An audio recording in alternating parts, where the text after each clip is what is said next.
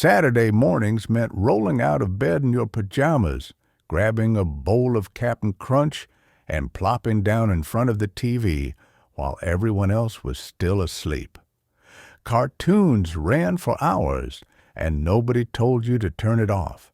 It was your time, your cereal, and your sacred spot on the shag carpet.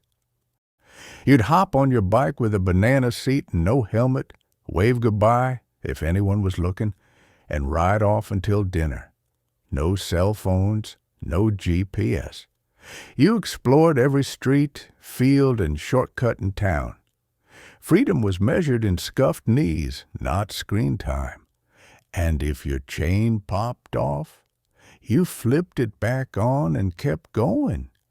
You'd click that Viewmaster to the next reel, and suddenly you were standing at the Grand Canyon or in Cinderella's castle. Every picture looked real, like you could step right in. It was 3D before computers, before VR. Just a little plastic toy that made your whole world feel bigger without ever leaving the room. You knew the rule. When the street lights came on, it was time to head home. No wristwatches, no texts, just that soft glow overhead.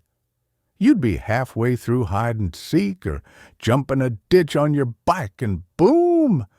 Lights flickered on and the whole block scattered like fireflies back to their porches. You'd flip through the Sears Christmas catalog until the corners curled, circling everything from BB guns to easy bake ovens. You knew you wouldn't get most of it, but that didn't matter. Dreaming was half the fun. That catalog felt like a wish list, a storybook, and a holiday tradition all rolled into one thick paperback. Macaroni wasn't just for dinner. Every Mother's Day, you glued elbow noodles to red construction paper, wrote "I love you" in crooked letters, and hoped it stayed together long enough to make it home. It always came with a hug, and she always said it was beautiful, because somehow it was. When the teacher rolled in the big black and white TV on that squeaky cart, you knew class was about to get good. Film day! Everyone sat up straighter. Maybe it was science, maybe a cartoon, maybe something boring. But it didn't matter. You weren't doing math, and that was reason enough to celebrate. A hot summer afternoon meant dragging the garden hose to the front yard, cranking the sprinkler, and sprinting through it barefoot. Your hair stuck to your face, the sidewalk steamed under your feet, and time didn't exist. For those few soaked minutes, the whole world was your personal water park, and it was glorious. You'd close that metal lunchbox with a sharp clunk and know it was ready. Inside was a slightly soggy sandwich, a bag of chips, maybe a cookie if you were lucky, and that thermos. No matter what went in it, it always smelled faintly like yesterday's soup and orange tang. And somehow you didn't mind. Recess was a full-contact sport. You played Red Rover, dodgeball, and tag like your life depended on it. No soft rules, no helmets, just speed, sweat, and scraped elbows. If the game ended early, it was usually because someone cried or the teacher got tired of mediating who was it for the 6th time. The merry-go-round on the playground was a spinning disk of chaos. You'd hold on for dear life while someone older whipped it faster than any kid should ride. Someone always fell off. Someone always felt sick. But you'd still line up again because the ride never felt quite as wild as it did at 6 years old. Drive-in movies meant piling into the back seat. pajamas under your coat, blanket in your lap. The speaker crackled, the screen flickered, and maybe you made it through the cartoons before nodding off. Even if you didn't see the whole film, just being there was an adventure, and popcorn always tasted better in the dark. Lying on shag carpet with the radio playing and your finger tracing wood paneling lines, that's how afternoons disappeared. You didn't need a screen, just a little quiet, maybe a song by the Supremes or Elvis, and time to daydream. The carpet itched, the air smelled like furniture polish, and somehow that felt perfect. Dropping the needle onto a 45 was a delicate dance. You'd slide the record down, nudge the arm over, and hope it didn't skip. That first few seconds, crackle, pop, then music, felt electric. Whether it was the Beach Boys or Sam Cooke, it didn't matter. You were about to listen to magic. Your allowance didn't go far, but it went fast. You'd save up quarters, nickels, and the occasional lucky dollar to grab a new Hot Wheels car or a Barbie dress. The choices were endless, but you only had enough for one. That decision felt huge, and when you made it, it felt perfect. You watched the monkeys and instantly picked which one you'd be. Then out came the broom handles and plastic sunglasses. You'd lip sync in the living room or start your own band in the garage, with a trash can lid for drums. No talent, no problem. You were a star for the afternoon. Silly Putty was part toy, part science experiment. You'd smash it on a comic strip, peel it off, and marvel at the stretched-out faces. Then you'd roll it into a ball, try to bounce it, or stick it to the wall just because you could. And when it picked up lint, it was still good. That slide could fry an egg in July, but you climb it anyway because it was the best ride in the park. Come winter, the monkey bars turned into icy torture devices that stuck to your fingers. No one warned you. You just learned the hard way, yelped, and did it again anyway. You twisted the little red knobs like a pro, even though it never turned out quite right. The Etch-A sketch was part toy, part frustration machine. Straight lines were fine. Circles, forget it. But you'd shake it clean, try again, and swear this time you'd draw something worthy of the fridge. When the Bookmobile rolled into the neighborhood, you dropped everything. It smelled like dust and summer, and it creaked when you stepped in. Rows of books lined the shelves, just your size. You'd leave with 3, maybe 4, and promise to return them. Whether you did or not was another story. Bazooka gum came with comics inside, tiny folded jokes with big punchlines. You'd open it, read the strip, laugh or not, and then chew until your jaw hurt. Half the time the comic got soggy, but you didn't care. It was part of the fun, part of the deal, and tasted like childhood. Those Halloween masks were plastic, sweaty, and held on by one flimsy elastic string. They smelled like a beach ball and made it hard to breathe, but you wore them anyway. Superman, Casper, or a witch with wobbly eyes, didn't matter. You looked awesome for the first hour. After that, you just hoped it stayed on. Bringing your lunch to school in a brown paper bag wasn't just normal, it was personal. Your name scrawled in marker on the front, maybe a doodle if your mom had time. Inside, a peanut butter sandwich, a bruised apple, and a cookie that crumbled in your pocket before recess. Nothing fancy, but it tasted like home. The Cracker Jack prize wasn't guaranteed to be good, but once in a while you'd score a real toy.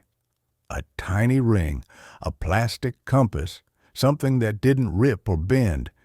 You'd dig through the caramel corn like a gold miner, sticky fingers and all, and hold it up like buried treasure. That little prize made the whole box worth it. Getting your transistor radio to play your favorite station wasn't just a twist of the dial, it was an art. You'd stretch out the antenna like a sword, hold it at just the right angle, and freeze like a statue if the signal came in clear. That scratchy music felt like a lifeline to something bigger than your backyard. Every school play needed a cowboy, astronaut, or nurse, and you always got cast based on whatever costume your mom could make. Maybe it was tinfoil and string, or a paper stethoscope that kept falling apart. Nobody remembered the lines, but the applause at the end made you feel like you were on Broadway, even if your boots squeaked. When NASA counted down, you counted too. Right there on the living room floor, chin in your hands. You didn't blink until liftoff. The screen showed a rocket disappearing into the sky, and it felt like everyone in America was holding their breath with you. For a moment, anything seemed possible, even walking on the moon. There was always that one lucky kid with the giant 64-pack of crayons, the one with the built-in sharpener in the back. You'd lean over just to see if they'd let you borrow burnt sienna or periwinkle. Most of the time, they wouldn't. But when they did, that crayon felt like royalty in your hand. A brand new Slinky had endless promise, until it didn't. You'd watch it walk perfectly down 3 steps, then tangle itself into a mess that even Mom couldn't fix. But for those few minutes, it was mesmerizing. That coiled spring was like a toy and a magic trick rolled into one. Until it wasn't. Every classroom had its own smell: Play-Doh, Elmer's glue, and fresh Mimeograph paper. You'd press that purple inked sheet to your face and take a whiff like it was perfume. It probably wasn't good for you, but nobody cared. That scent meant new worksheets, quiet time, and a break from spelling drills. An empty coffee can wasn't trash. It was your first drum.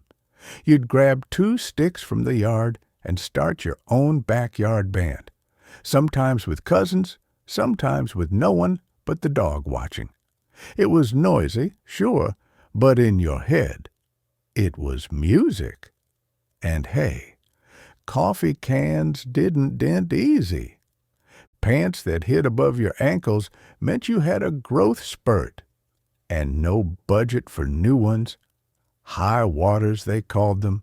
You didn't care. You still ran, jumped, and climbed trees in them, and maybe you hoped they'd last a few more months before your mom noticed and pulled out the sewing kit. Candy cigarettes were the closest thing to feeling like a grown-up without getting grounded. You'd hold one between your fingers, puff a little powdered sugar, and try to look cool, leaning against the porch railing. You had no idea who Dean Martin really was, but you knew he looked good doing it. Chewing on a jump rope handle wasn't planned, it just happened. You were bored, maybe waiting your turn, maybe watching the clouds. That plastic end was smooth, rubbery, and oddly satisfying, and when someone yelled, "You're next!" you'd pop it out, jump your heart out, and then go right back to chewing. metal roller skates clamped to your sneakers with a little key that always went missing. You'd wobble down the sidewalk, arms flailing, knees scraped, but you were flying. Every crack in the concrete was a new adventure, and when they finally stopped rolling, you'd drag them back home and tried again the next day. The shoe store had this cold metal contraption for measuring your feet. You'd stand on it like you were being drafted, hoping you didn't outgrow your size just yet. That slider ran along your toe like a train on a track. You didn't know what it meant, but it sure felt official. Hula hoops were fun for about 5 seconds. You'd wiggle, spin, and drop it to the ground with a clatter. Then try again and again until your hips ached or you got frustrated and turned it into a giant ring toss game. Either way, the hoop ended up rolling down the driveway. Chain letters were a social network before social networks. You'd copy them out by hand, stuff them in envelopes, and hope nobody broke the chain. Supposedly good luck followed, but mostly it was just a fun excuse to send mail. You never admitted it, but you loved getting one too. Calling into the radio station took guts and patience.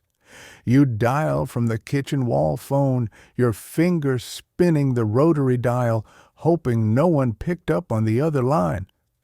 If you got through, hearing your name or song request on the air was like winning a prize you couldn't hold, but never forgot. Before remotes, changing the channel meant standing up, walking to the TV, and twisting the knob, usually with a click loud enough to wake the baby.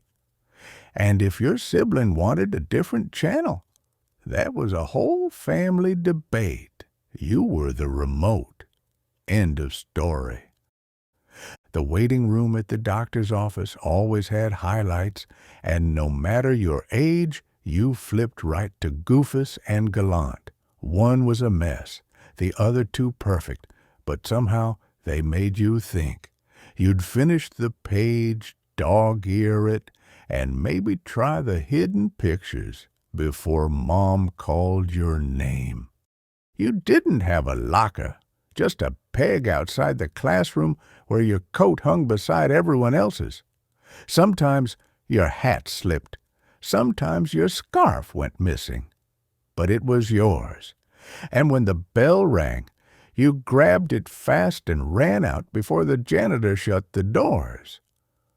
A rotary phone meant no mistakes, especially not on the last digit.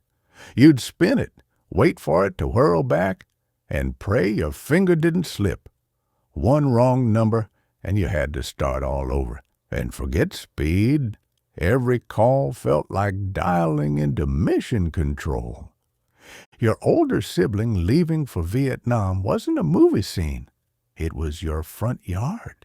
You stood in the driveway, maybe barefoot, maybe holding a toy, not fully understanding. He waved. You waved. And the silence afterward was louder than any goodbye you've ever heard since. Story time meant sitting cross-legged on the floor while the teacher read aloud from Charlotte's Web. You'd hang on to every word, heart aching for Wilbur and cheering for Fern. And when the book closed, you sat still a little longer, hoping the next story would be just as good.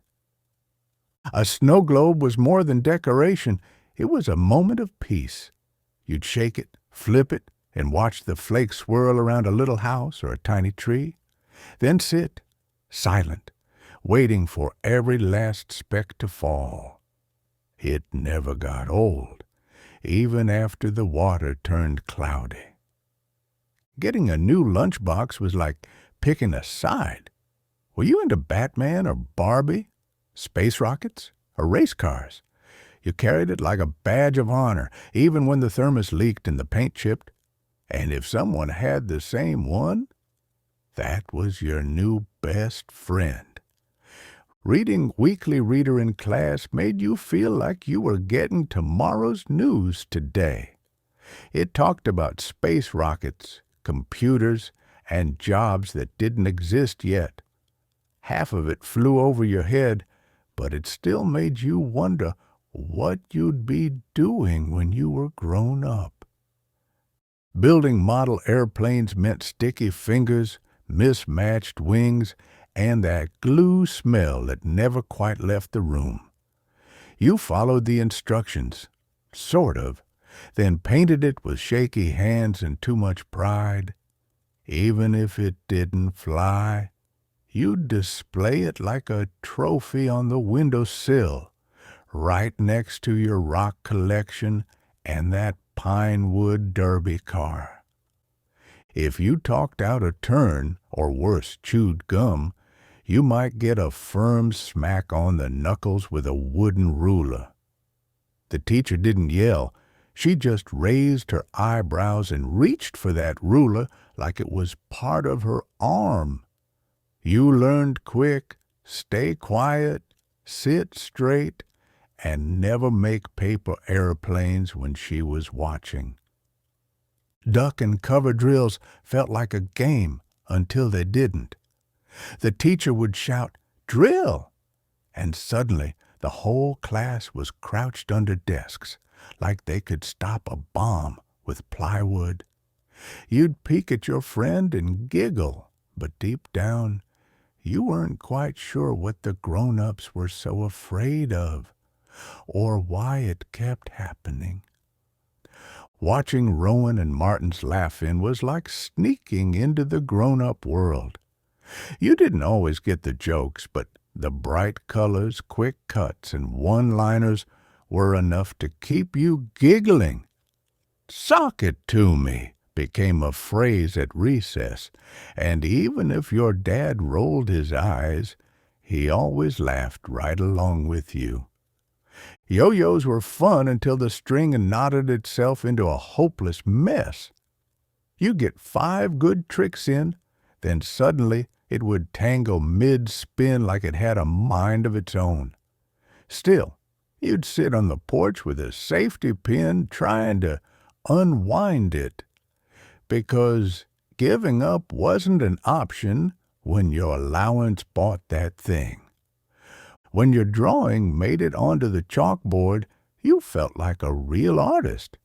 Maybe it was a crooked tree or lopsided house, but seeing it taped up for everyone to admire, that was something special.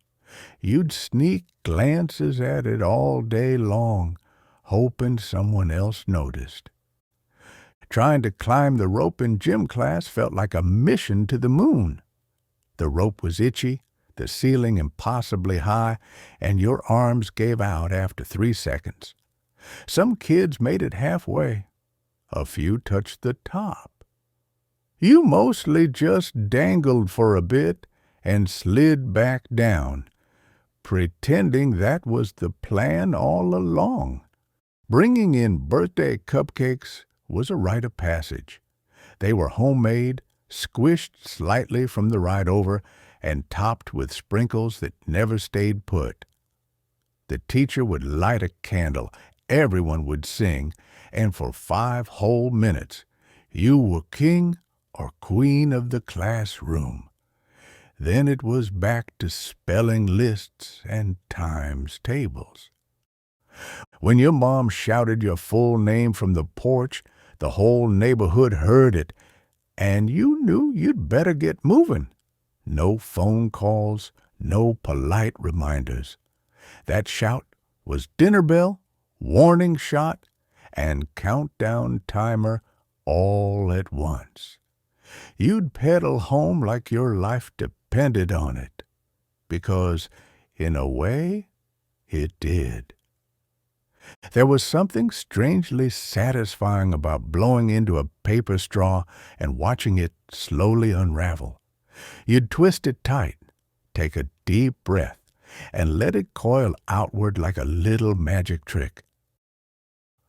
Home haircuts meant sitting on a kitchen chair with a dish towel around your neck and a deep sense of dread. The scissors were always dull, the bangs never even, and your mom would say, "Hold still, or I'll mess it up worse." You went to school the next day pretending it was fine. Everyone else just nodded. You'd sit cross-legged in the grass and carefully string daisies together, trying not to break the stems. It was slow work, and half your chain would fall apart before you finished. But if you managed to get 5 or 6 linked, you'd wear it proudly around your head. Queen of the playground, if only until recess ended. Passing notes in class was a stealth operation. You'd write in tiny handwriting, fold it 12 different ways, and sneak it across 2 desks without getting caught. The thrill wasn't just in the message, it was in the risk. And if the teacher found it and read it out loud, well, you just sank into your seat and prayed.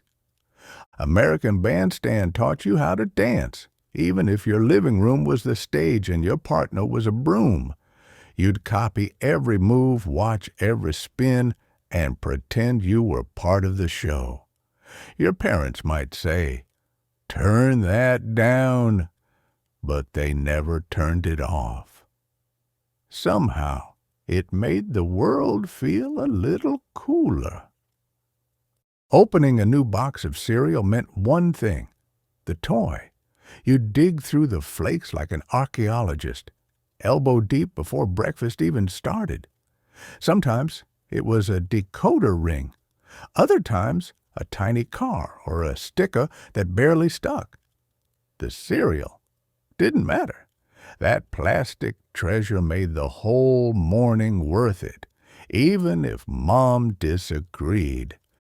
When your mom said, "Go play outside," it wasn't a suggestion. It was law. You'd disappear for hours with nothing but your imagination and a stick. There were forts to build, puddles to stomp, and entire neighborhoods to conquer. No one checked in, no one tracked you, and somehow you always made it back by dinner time. Bottle caps were currency. You'd flip them, trade them, stack them like poker chips.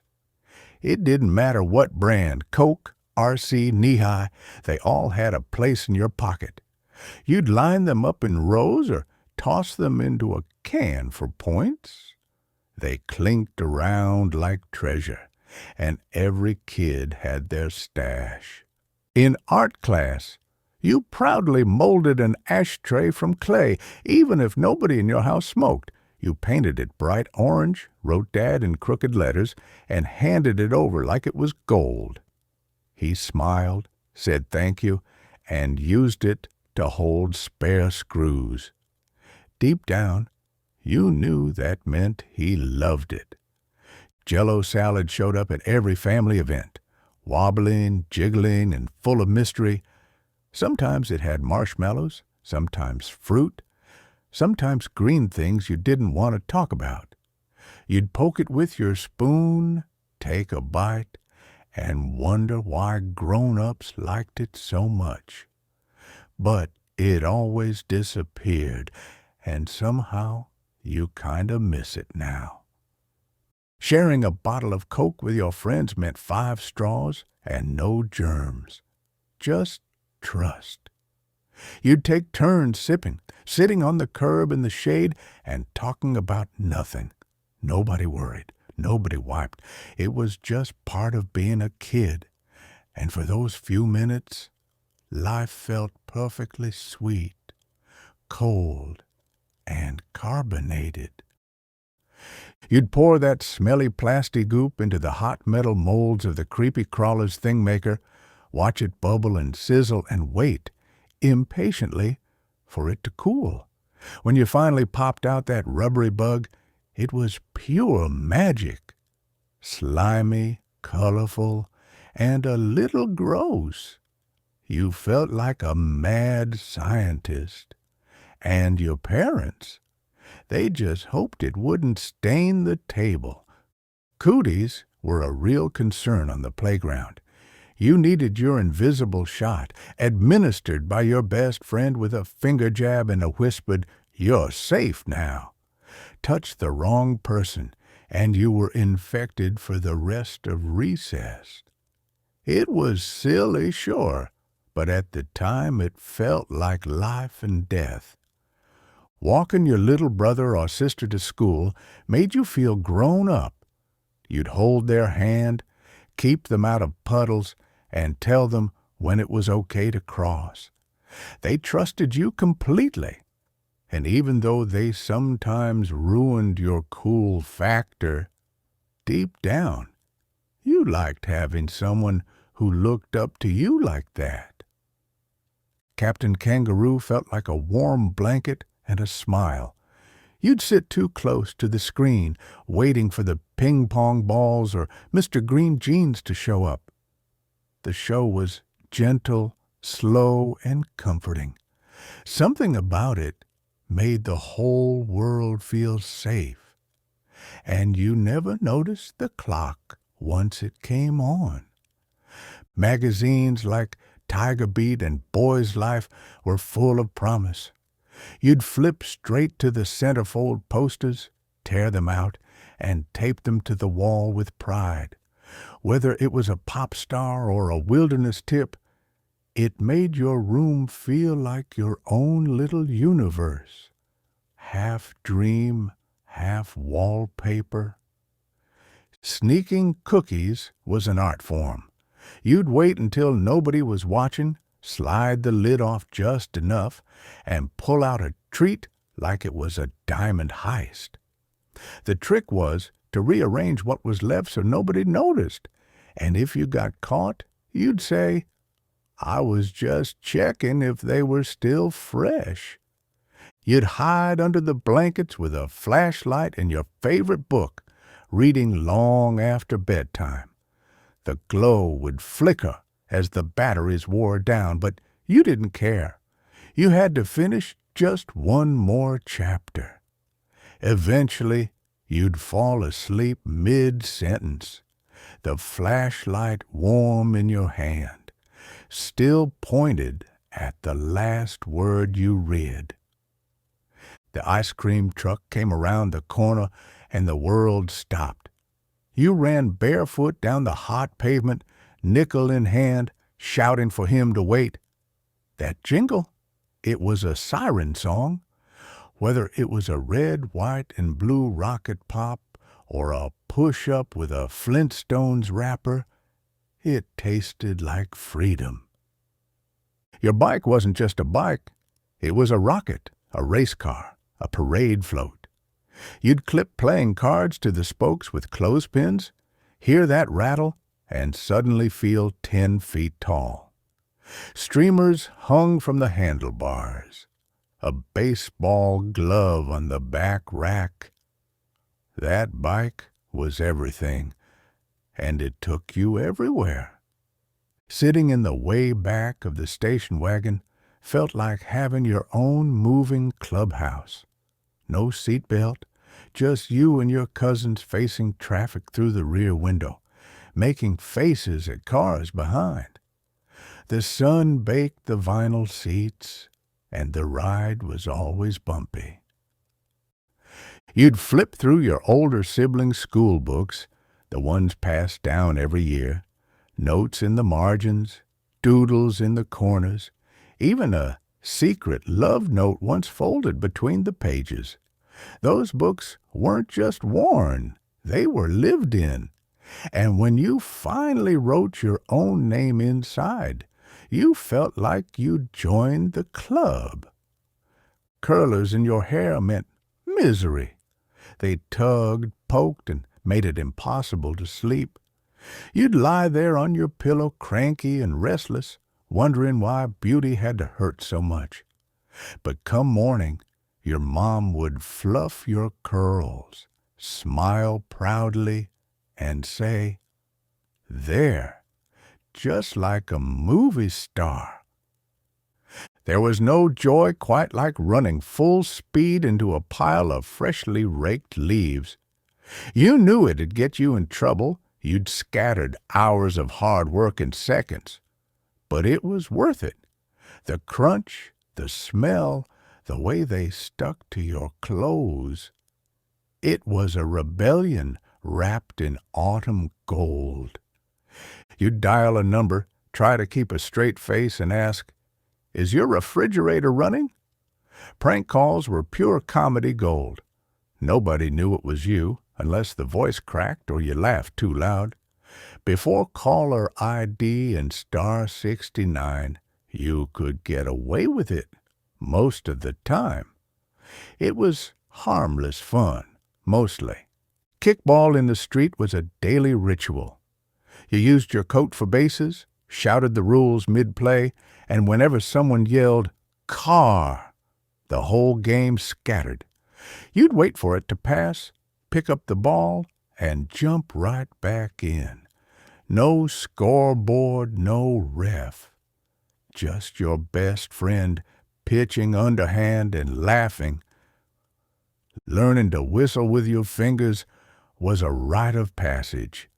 You'd practice until your cheeks hurt, spitting more than anything at first. Then one day, out of nowhere, it worked.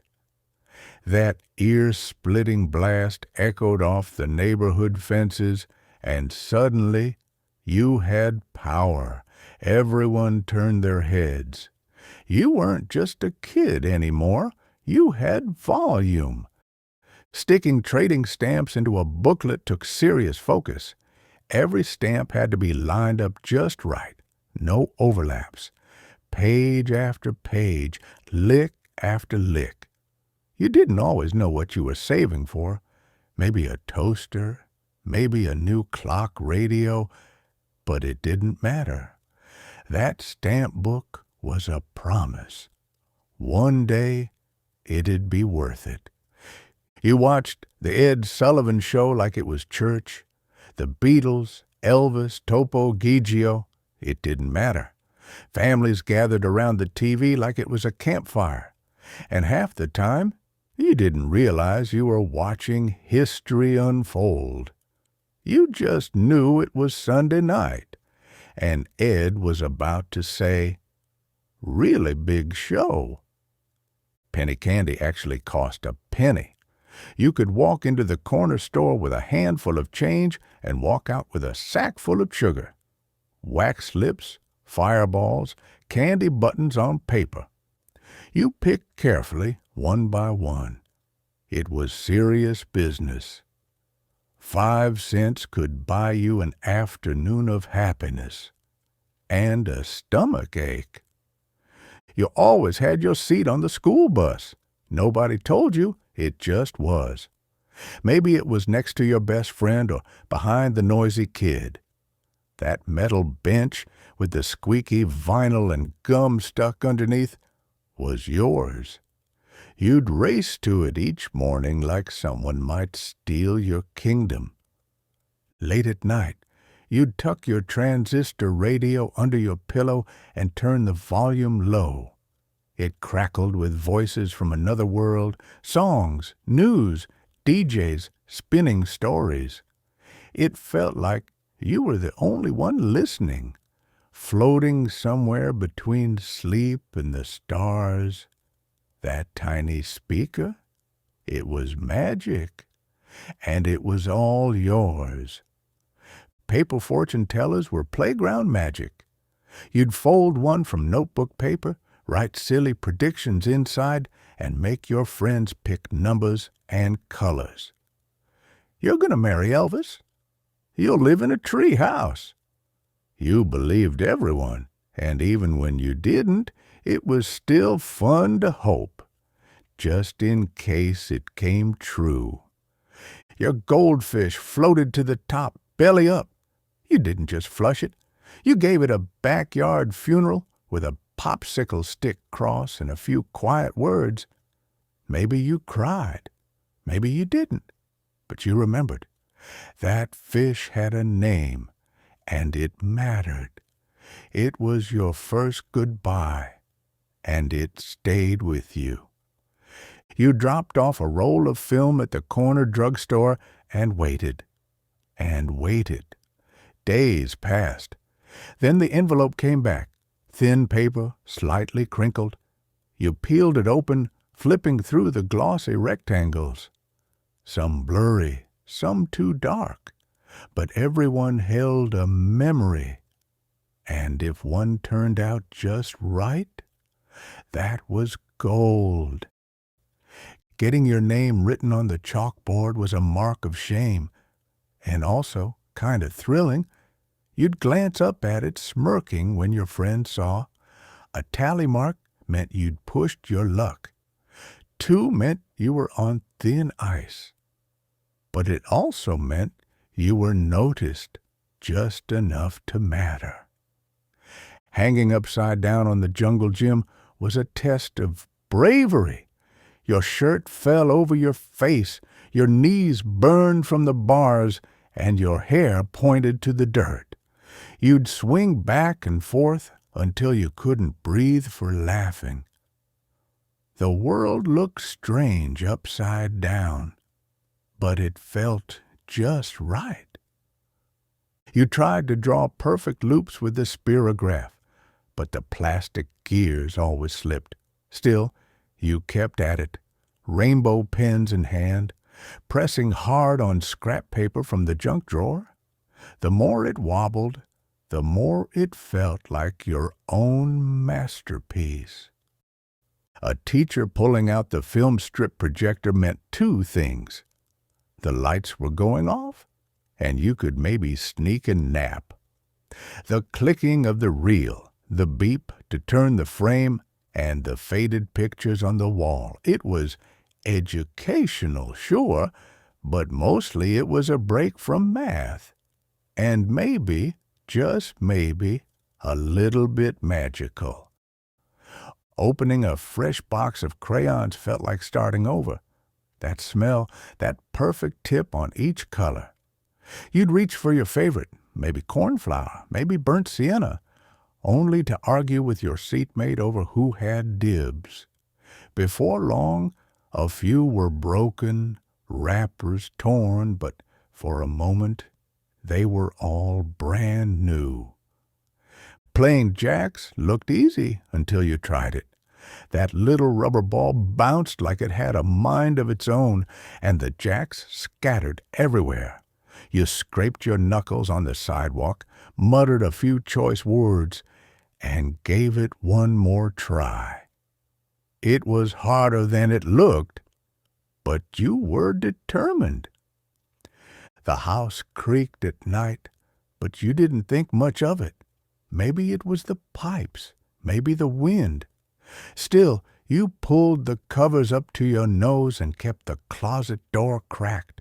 You weren't scared, not really, just aware. The dark had its own language back then. You just listened. You said goodnight to your parents, turned off the lights, and went to sleep in a house that didn't need to be locked. The screen door might sway in the breeze, the porch light stayed on, and somehow everything felt safe. You closed your eyes, knowing tomorrow would come just the same. And that was enough.